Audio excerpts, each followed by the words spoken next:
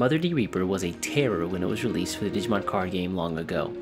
Its powerful control tools effectively drew a line in the sand that ushered in a new era for the game, but like all decks, power creep caught up with it, and after some time it faded back into obscurity. Until recently, that is. Not too long ago, the EX7 Digimon Liberator set released in Asia, and while it introduced a lot of very cool and interesting cards, its biggest contribution was a single rare card, the green Shoto Kazama Tamer. Its thematic use was for the Digimon Liberator protagonist deck featuring Zafagamon, allowing it to make multiple attacks and become very offensive. But the Tamer's effect was so flexible that it actually applied more widely. Most importantly, the blocker effect it gives at the end of the turn. Some clever deck builders figured out that when paired with Mother D Reaper, you can set up a turn 2 invincible 15,000 DP wall. Shoto has other applications outside of this, for example in 7th grade Demon Lords or Royal Knight, but for this video let's focus on Mother D Reaper. On release, it seemed crazy and maybe a little bit broken that you could just give any Digimon in the game blocker. However, after a couple of weeks of testing, I actually kinda warmed up to it. To explain how and why, let me actually go back to the current English version of the game, which is a few sets behind Asia.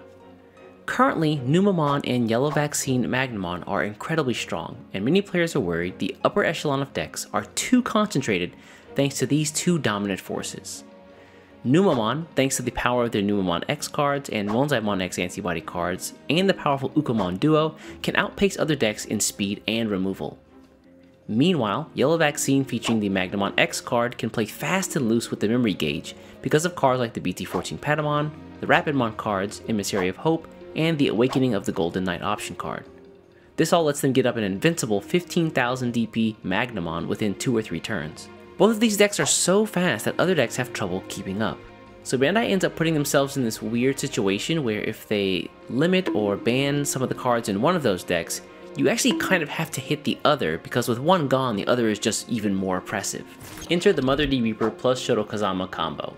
These two cards together are a clever solution to both of the decks we just talked about. With Vaccine Armor, you can get up a Mother and Shoto just as fast as they can get up their Magnamon, and while on the turn you evolve into the Magnamon X antibody, it can go even higher than this. On average, it'll have about 15,000 DP. A funny byproduct of this is that this threshold is typically the best that Yellow Vaccine can do.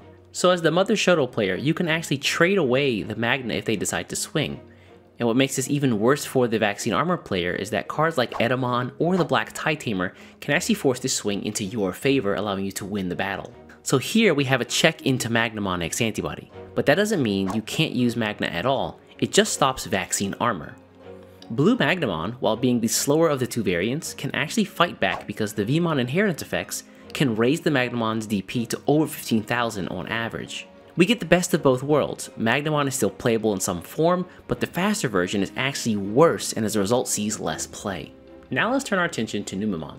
Numamon's claim to fame is outpacing and swarming other decks before they can get set up and mount a defense.